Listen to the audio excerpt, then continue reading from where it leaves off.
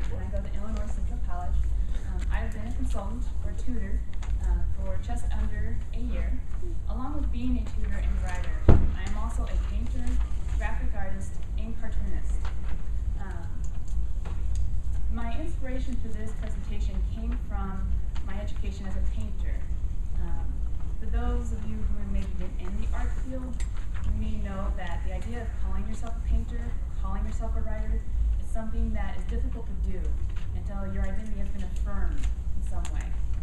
When I looked at my own development as an identity, or my own development of identity, I accepted my role as a painter very, very quickly. The moment I was in a painting class, I was a painter. However, with writing, it was not so easy. I really had trouble calling myself a writer through most of my college career, and I've been in college for quite a while now at Illinois Central College. So for this presentation, what I wanted to do was examine why it was so easy for me to be a painter, but so hard for me to be a writer. And in doing that, I hope to find why it's so hard for student writers who come into our center to accept themselves as writers. So a little bit more about myself first, why I pursue this. As I said, I was a painter first. And so I looked at painting first to try and compare how painters are educated and how it relates to their identity. And painters do study a lot of art history. So they study painters very intimately, and they study painters' style and all the movements in art history are based on major painters. In writing, specifically like composition classes, that kind of connection, that kind of ego isn't developed.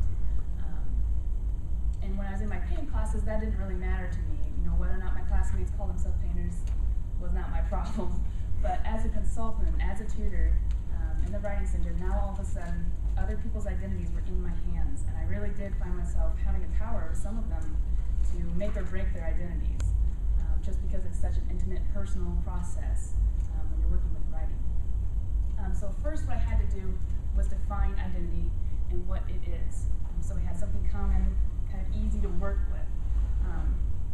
And so to do this, I researched the cultural theorist and sociologist Stuart Hall, who says, and these quotes, by the way, are on your handouts. That's why I gave them to you, because these are pretty packed quotes. So you may want to reference them later. And then my works cited is on the back.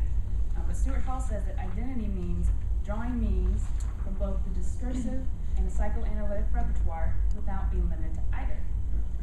He goes on to say that identity is constructed on the back of recognition of some common origin or shared characteristics with another person or group, or with an ideal, and with the natural closure of solidarity and allegiance established on this foundation. On your handout, it says closer, it's supposed to be closure. So in order to break these down to something easy, we could kind of manipulate in a conversational way. I broke identity down further into this formula. It's the subject plus the position of the subject, and there you have identity. So in other words, if you have a student who is writing, you have a writer. And for myself, like I talked about my painting, this is me. I really accepted the fact that because I was doing that thing, that made me a person who was doing that thing. And part of this comes from the definition of art, which painting is a lot more closely related to in the classroom than writing is often. And the word art literally means practice.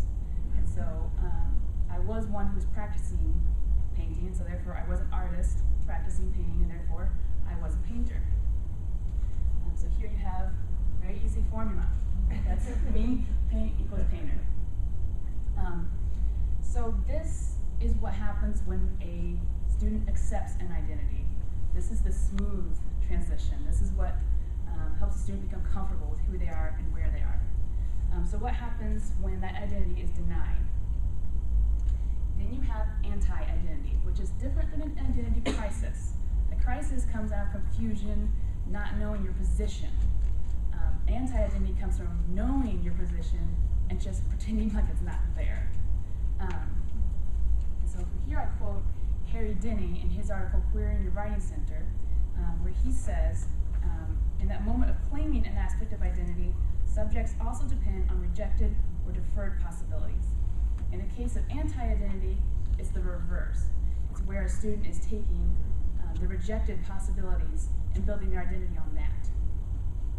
So in other words, going back to my formula, it's the subject and their denial of their subject position, and then you have an anti-identity.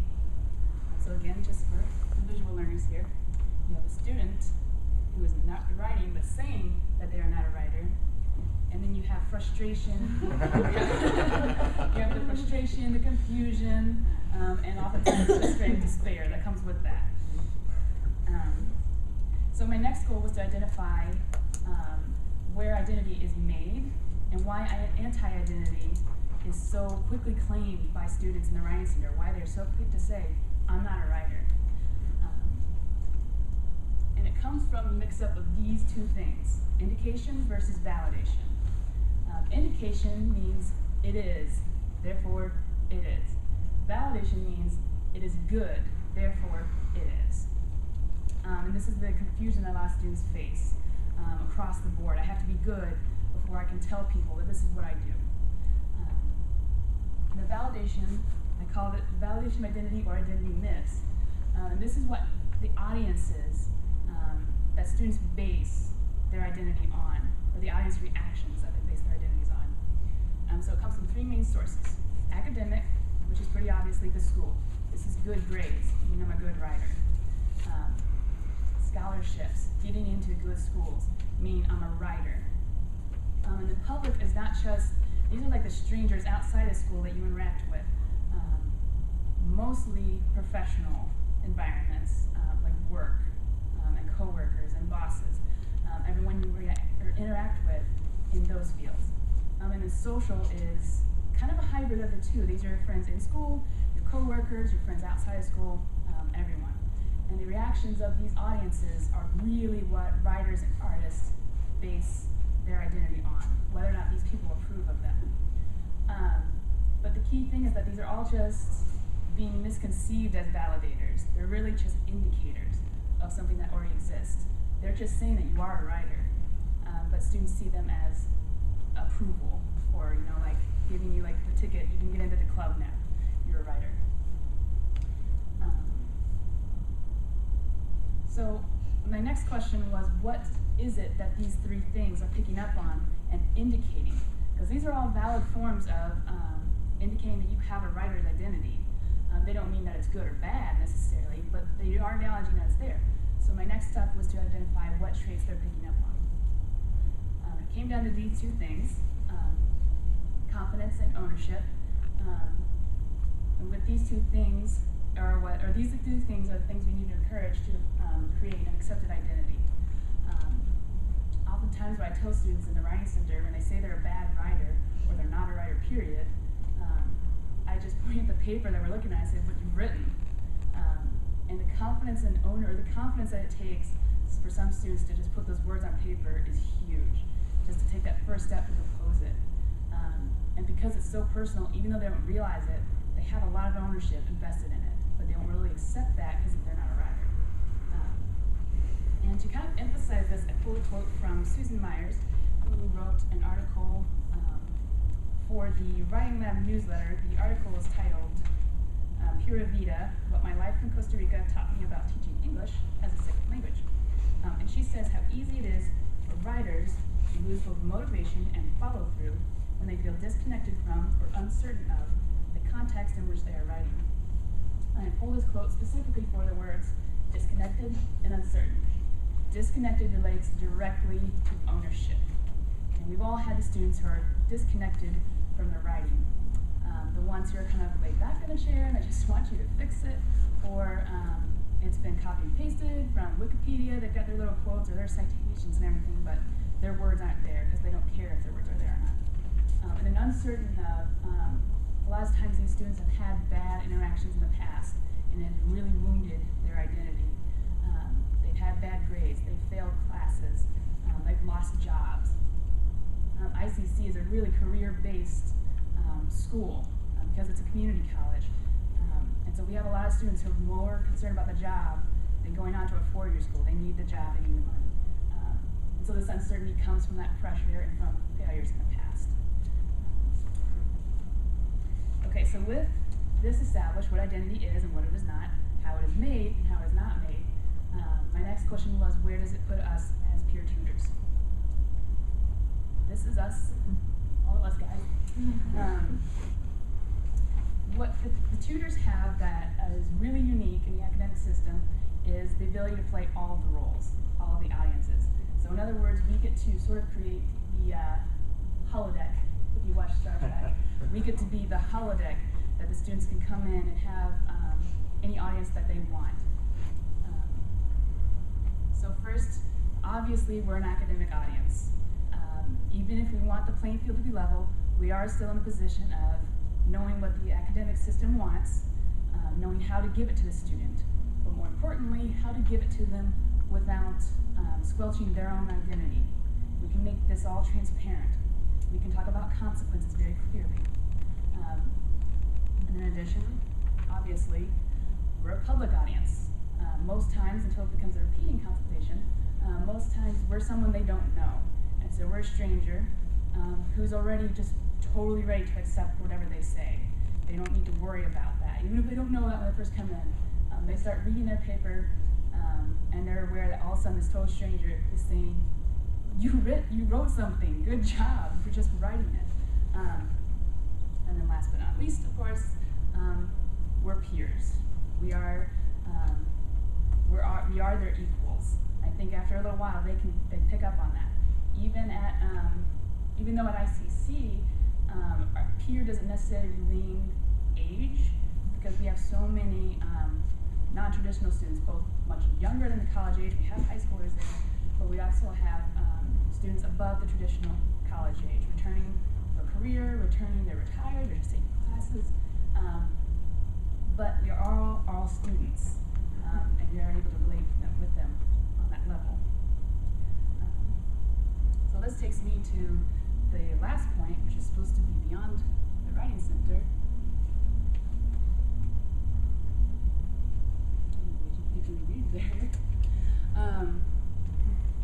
And this was really important to me primarily because my work as a writer and artist does extend really far beyond the Writing Center and beyond my schoolwork. I write as a hobby, I paint and illustrate professionally, so it was really important to me to figure out how that identity affects me outside of school and outside of Writing Center. And I think it can be summed up in the words confidence and ownership. Those are skills that transfer very easily from one discourse to another. One of my friends, actually my brother, and I talked about songwriting, but he's a salesman, and like I'm an artist, but my main job at the time was a cashier. And so the discussion was, what part is your identity? Because I'm good, I'm good at both. I can ring people up and I can paint.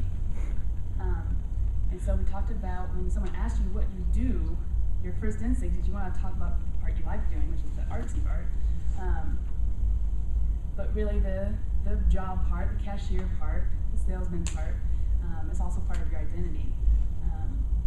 And so this confidence to be able to say that I developed made me able to say I'm a cashier, but I also do online comics. And that seems, now that I'm saying it, like a very small thing, but at the time it took a lot of guts to tell people about that. Even though I've been doing art for years, I'm still just getting into the idea of telling people that I do it. I'd like to close with another quote from Harry Denny, same article, we're in the Writing Center. This is on the last page of your handout, where he says, by becoming more aware of the codes constituting their identities and the code's implications for academic life, students gain a modicum of agency. This doesn't mean that by accepting their identity, they are now going to be A+ students and they're going to graduate and they're going to have high-paying jobs. But it does mean they're going to place value in the work that they do, whether or not it's rewarded, and they're going to keep doing it. Woo!